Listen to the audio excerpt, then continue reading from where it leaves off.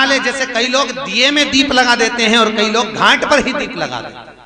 नहीं है दिया लगा कर, दोना ले गए, पत्ता ले गए, कोई वस्तु ले गए, उस पर लगा कर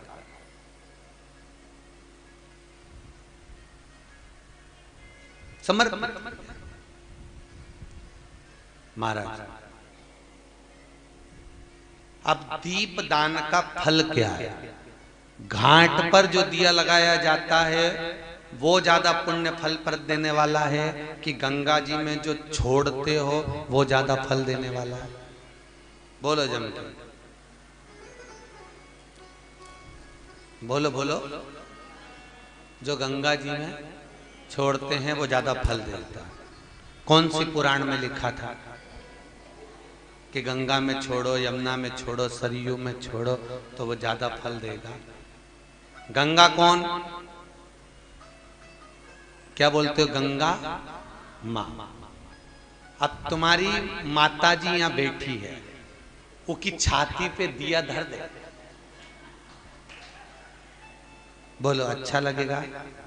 बोलते जाओ, लगेगा? हरिद्वार ले जाओ,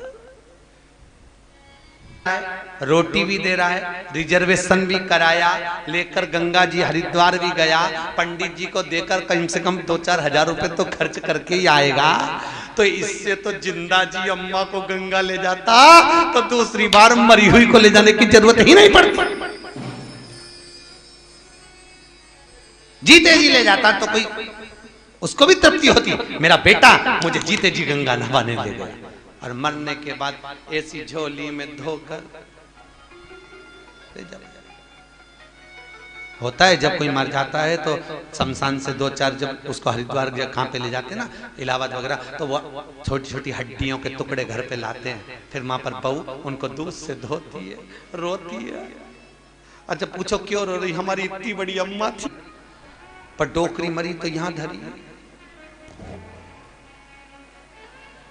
अब हड्डी के टुकड़ों को प्रणाम कर रही है, उससे अच्छा जीते जी माता पिता के चरणों को प्रणाम कर लेती तो कितना आशीर्वाद मिल जाता। जीते जी ब्राह्मण को भोजन कराओ। यहाँ तो श्रीमद वल्लभाचार्य जी ने मायावाद का खंडन करा जगन्नाथपुरी में, इसलिए वहां पर एकादशी भी उल्टी लटकी। जगदीश में एकादशी कैसी लटकी है? उल्टी।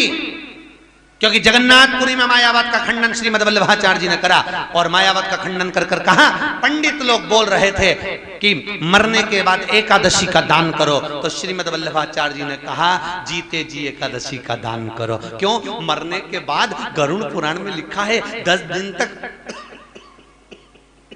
जीवात्मा रहती है। कितने दिन?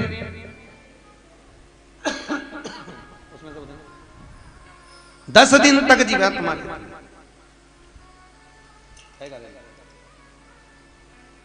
और 10 दिन तक जीवात्मा निवास करती है, और 10 दिन के बाद जीवात्मा अपने धाम को चली जाती है। सही है क्या? आपको भी मालूम होगा 10 दिन का कर्म होता है। पंडित जी एकादशी का दान कब करवाते हैं? 12वें 13वें में, जो 12 दिन होते हैं तब कराते हैं। 10वें दिन अगर जीवात्मा चली गई तो तुमने जो एकादशी करी उसका पुण्य कब मिलेगा? बोलो जन के। तो श्रीमद वल्लभाचार्य जी ने लिखा, मायावाद का खंडन कर कर जल भेद ग्रंथ के अंदर, कौन सा ग्रंथ है? जल भेद।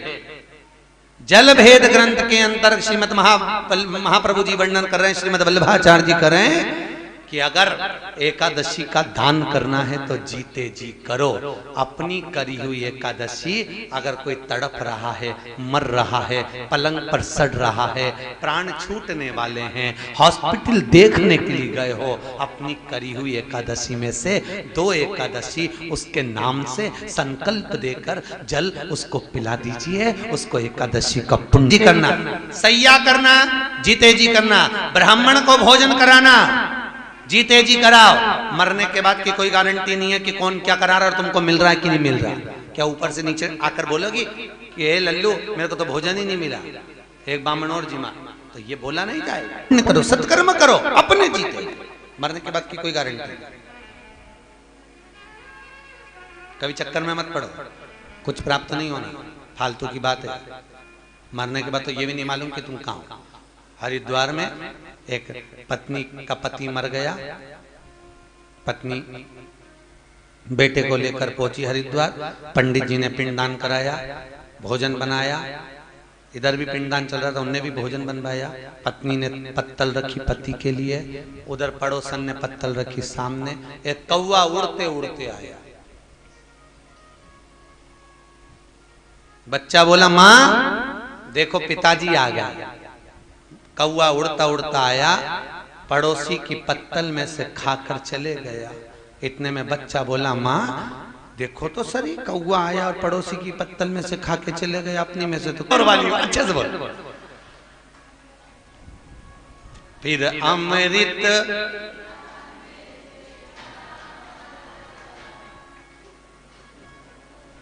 कभी अपनी बोतल किसी को, माँ बाप की इज्जत नहीं होती उस घर में देखना कभी बरकत नहीं होती। जहां माता पिता का सम्मान हो, आदर हो, सत्कार हो, वहां पर लक्ष्मी बढ़ती है।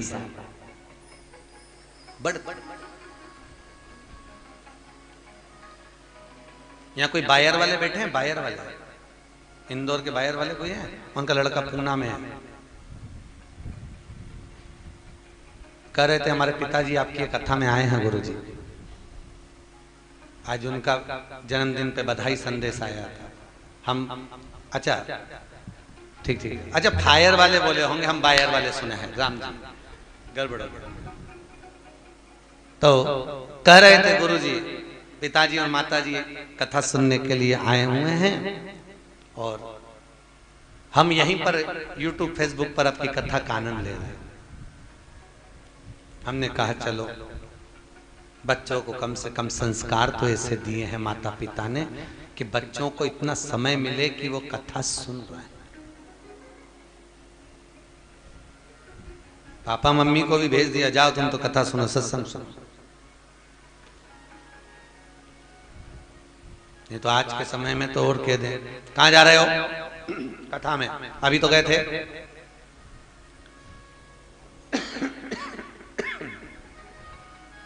जब अभी गए थे तो फिर बार बार क्यों जा रहे हो? समझा दो। उदर की तृप्ति के लिए रोज भोजन जरूरी है, आत्मा की तृप्ति के लिए रोज काफी है, बहुत है। राजा परीक्षित सुखदेव जी महाराज के कहने पर भागवत की शरण में आकर बैठ गया, फिर चित्त वृत्ति में कुछ समाहित नहीं हुआ। क्या हो रहा है, बेटे क्या कर रहे हैं, सिंहासन कैसा होगा, राजपाट कैसा होगा। परीक्षित से सीखो, बुढ़ा नहीं हुआ था परीक्षित, बुजुर्ग नहीं था परीक्षित। जन्मे जय को क्षण भर की देरी नहीं करी, सिंहासन देकर चल दिए। संभालो, आप संभालिए।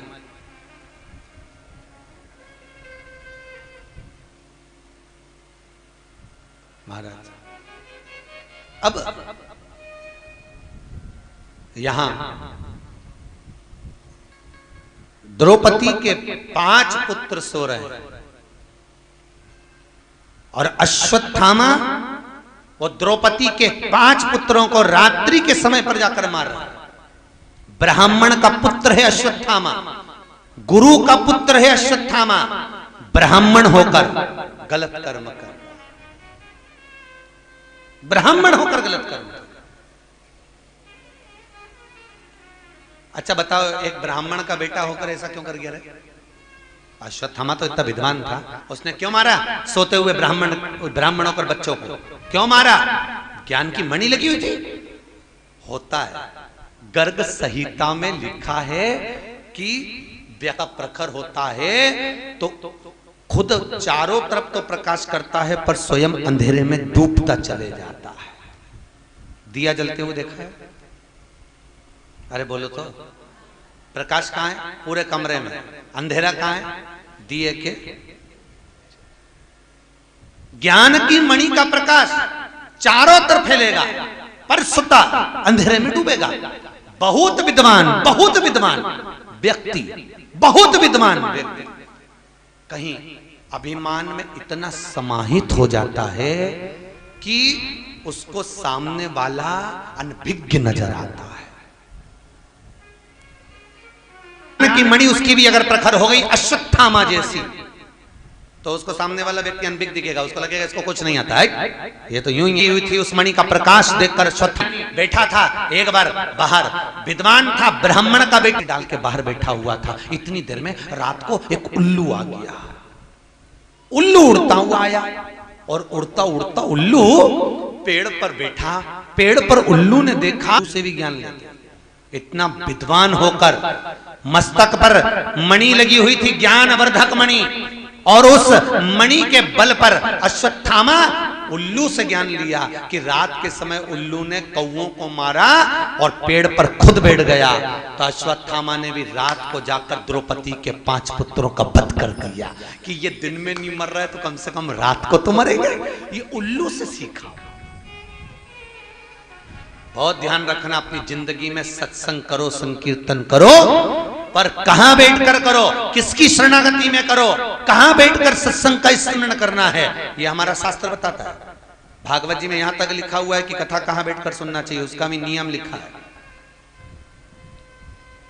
कथा कहां बैठकर सुने उसका भी नियम है। कई लोग कहते हैं आसन पर बैठकर सुनो, कोई कहता है इस पे बैठकर सुनो। यहाँ तो श्री गर्गाचार्य बाबा स्वयं गर्ग संहिता के अंदर लिखा है सत्संग कहाँ बैठकर करना, कथा कहाँ बैठकर सुनना। अगर पहचान वाले के पास में बैठकर सुनोगे, कोई भी बात अच्छी आई तुरंत बात में लग जाओगे, और दुश्मन के पास में बैठ के सुनोगे और जरा सी भी नींद का झोंका आया ऐसी देगी न धर के 7 दिन तक नहीं आएगा।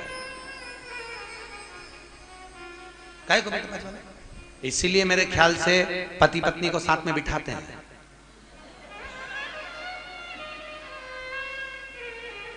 क्योंकि एक इंडिया है तो एक चीन है महाराज, इसीलिए दोनों को पास में बिठा।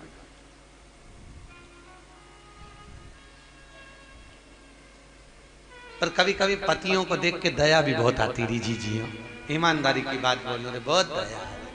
तो लगा ये मेरी पत्नी आगे है, इसको काट खाएगा, और पत्नी को काट खाएगा तो रोटी कौन बनाएगा, टिफिन कौन बनाएगा, बच्चों को इस तैयार कौन। पत्नी पीछे खसक गई, कुत्ता और आगे आया, पति पत्नी दोनों पीछे हटे।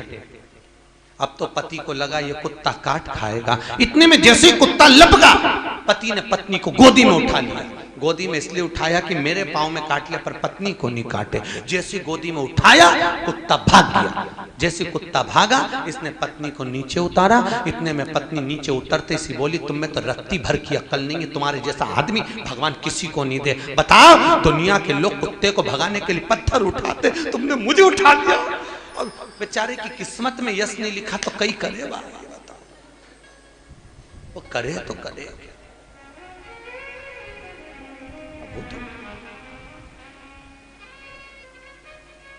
कितना भी अच्छा होता है। उल्लू की चिदानंद प्रति लेकर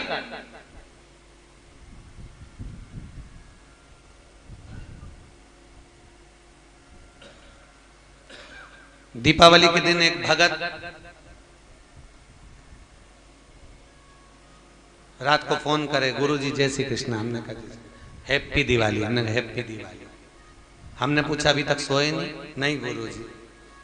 हमने पूछा क्यों नहीं सोए? हमको तो उल्लू ही नहीं दिखा। तो हमने कहा कहाँ लिखा है पुराण में कि दीपावली के दिन उल्लू देखो? नहीं महाराज जी, हमने उल्लू देख रहे हैं क्योंकि लक्ष्मी जी उल्लू पे बैठती है। तो हमने सोचा उल्लू एक बार दिख जाएगा तो हमारे घर में लक्ष्मी भर आ जाएगी। हमने कहा बिल्कुल अच्छे से देख ले, उल्लू लेके ही आएगी।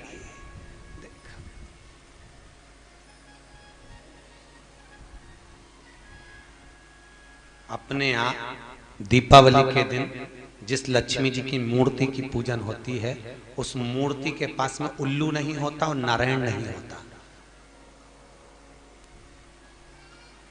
कौन कौन नहीं होता? जम के बोलिए। ना नारायण होंगे ना उल्लू होगा, केवल लक्ष्मी जी बैठी है। इसलिए किसी किसी के यहाँ लक्ष्मी की मूर्ति नहीं आती तो गुजरी लाते। गुजरी देखिए वो दिए लगे रहते हैं मूर्ति के अंदर कि लक्ष्मी जी ने रखे तो गुजरी धर दो, क्योंकि ना उसके पास में उल्लू हो ना नारायण, दोनों। क्यों? हिंदू धर्म के अंदर शास्त्र की रीति से हर गज। और नारायण क्यों नहीं होते पास में? नारायण ना होने का कारण क्या है? क्यों? क्योंकि लक्ष्मी एक बार भगवान विष्णु से कह दी थी, महाराज सबसे प्रबल में, सबसे प्रखर में मुझसे आपकी सत्ता है। भगवान विष्णु को बुरा लग गया। नारायण बोले, लक्ष्मी तू अपने आप में इतनी प्रखर बनती है, तू तो खुद अपने आप में पूर्ण नहीं है। लक्ष्मी पूर्ण है क्या? नहीं, तू तो खुद अपने आप में पूर्ण नहीं है। इतने में लक्ष्मी जी ने नारायण से कहा, प्रभु तुम मुझे अपूर्ण कर रहे हो। भगवान कह रहे, लक्ष्मी हाँ मैं तुझको अपूर्ण कर रहा हूं, क्योंकि तू अपूर्ण है, तो पूर्ण नहीं। लक्ष्मी को क्रोध आ गया, आंख में आंसू भरकर रोती हुई सरस्वती के पास चली गई। सरस्वती ने पूछा, लक्ष्मी क्यों रो रही है, क्या हो गया? लक्ष्मी कहती है, मेरे पति मुझे अपूर्ण कहते हैं। पति तो पत्नी का मान करता है, सम्मान करता है, प्रतिष्ठा करता है, पर मुझे अपूर्ण कर रहा है मेरा पति मुझको।